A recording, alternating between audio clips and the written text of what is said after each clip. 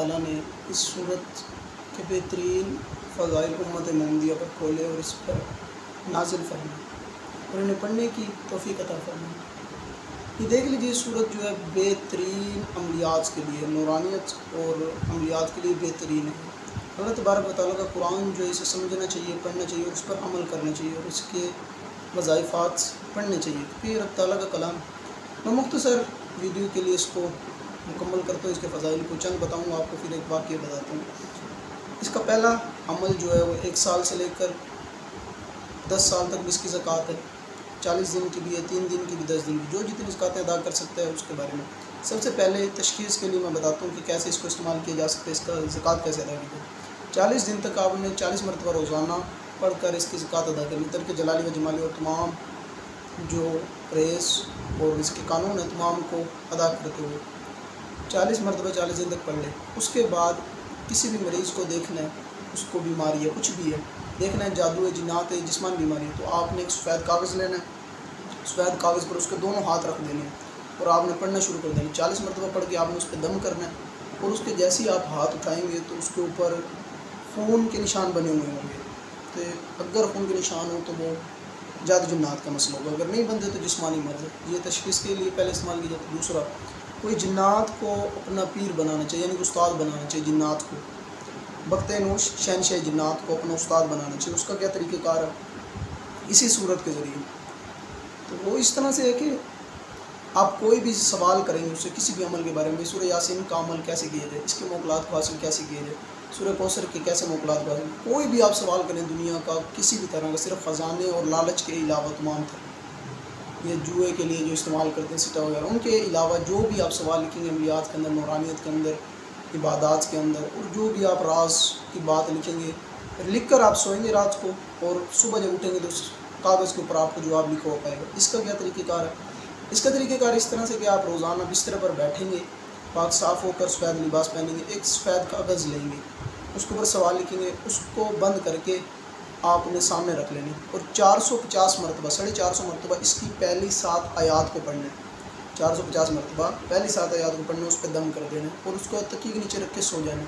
इस अमल की कोई मुद्दत नहीं, 120 दिन से लेकर 6 महीने भी लग सकते, लेकिन एक बार अगर जवाब लिखा हुआ मिल गया उस पर अमल उसी दिन मुकम्मल हो जाएगा। फिर सिर्फ 11 मरतबा पहली 11 आयतें पढ़ लेनी होंगी, बस यही काफ़ी है। तो ये पढ़ लेंगे तो इस तरह से ये अमल जारी हो जाएगा। फिर जो भी आप सवाल लिखेंगे आपको जवाब मिला करेगा। फिर आप उससे पूछे भाई सूरह यासीन मुझे इजाज़त चाहिए, मैं करना चाहता हूँ, तो आप इजाज़त देंगे तो उसको आपको जवाब दे दिया करेंगे। तो ये एक उस्ताद भी हो जाते हैं, इसे कलमी हज़रात भी कहा जाता है और इस सबसे बड़ा मकसद इसका उस्ताद ही होता है, यानी कि रहनुमाई मिल जाना जिन्नात से, उनके कामों के अंदर इन्हीं से रहनुमाई ले लेना। तो ये बहुत बेहतरीन अमल है। अच्छा, इसकी जो सबसे बड़ी चीज़ जो हमने की वो है 3 दिन की इसकी दावत दी जाती है। ज़कातें तो काफ़ी सारी हैं लेकिन 3 दिन की इसकी दावत है, बेहतरीन दावत है, जिसके अंदर हज़रत सैयदना अबू यूसुफ़ अलैहिर्रहमा की ज़ियारत नसीब होती है। तो 3 दिन का ये अमल था हमने किया। इसके अंदर बहुत सारे प्रेज़ थे लेकिन सबसे बड़ा जो काम था वो यही था कि 333 मरतबा रोज़ 3 दिन तक पढ़नी होती थी। तीसरे दिन 334 मरतबा पढ़ के इसके मुकम्मल हो जाता था।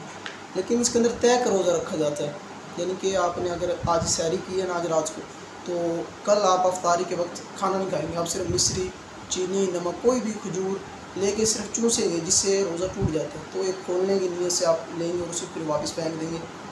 तो ये सहरी होगी, फिर अगले दिन अफ्तारी होगी, फिर अगले दिन सहरी, फिर अफ्तारी, इसी तरह 3 दिन तक। 3 दिन के बाद आप अफ्तारी करेंगे, ये होता है तय का रोज़ा।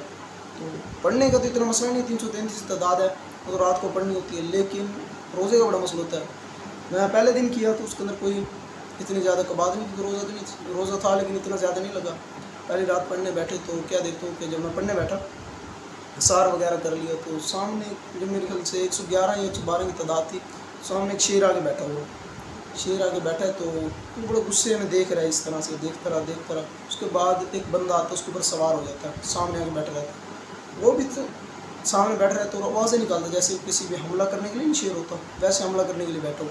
खैर जब मेरी तादाद 300 हुई ना मुकम्मल, तो मैंने बखूर जब उठाया और उस आग के ऊपर डाला, तो उसी वक्त शेर को इतना गुस्सा आया जैसे मैंने ये आग इसके ऊपर फेंक दी।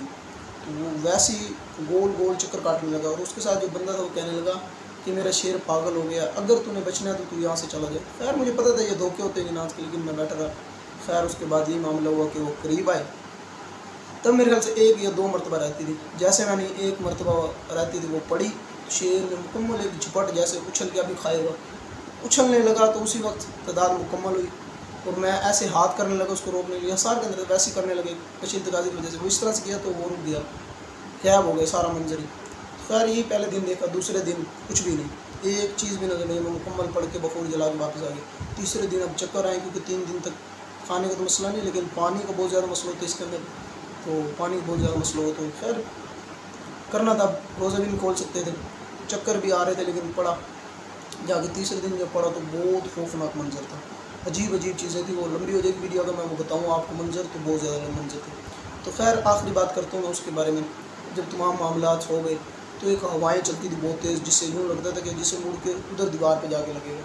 खैर कुछ देर पड़ता रहा, जब 180 की तादाद हुई तो उस वक्त मैं देखता हूँ कि वो कमरा नहीं है, वहाँ पर एक किस्म का सफ़ेद फर्श बन चुका है और तमाम मामलात जो है ना वो बिल्कुल नूर से भर गए। सामने से हज़ारों की तादाद में लोग आ रहे हैं और एक तख्त उठाया हुआ उन्होंने, उसके ऊपर एक बुज़ुर्ग हस्ती जिनके नूर से बने हुए बिल्कुल नूरानी थे वो आ रहे हैं।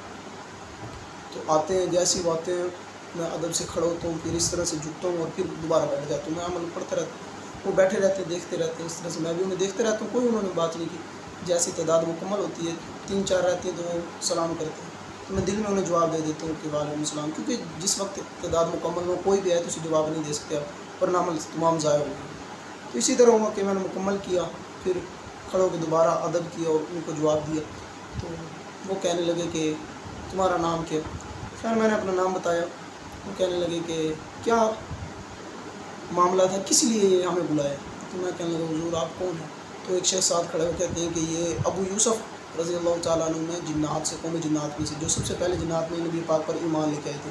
तो ये हसीन बहुत ज़्यादा थे, इनका नाम तो अब्दुल्ला था, लेकिन नबी पाक ने इनका हुस्न देखा ना, तो नबी पाक ने फरमाया यार तो यूसुफ का अबू लगता है मुझे। उनके हुस्न की मिसाल दी कि तेरा नाम आज से अबू यूसुफ है। तो उस दिन से लेकर आज तक हुज़ूर पाक के नाम के मुबारक जो लफ्ज़ आपने निकाले उसी से उनका नाम चल रहा है कि अबू यूसुफ।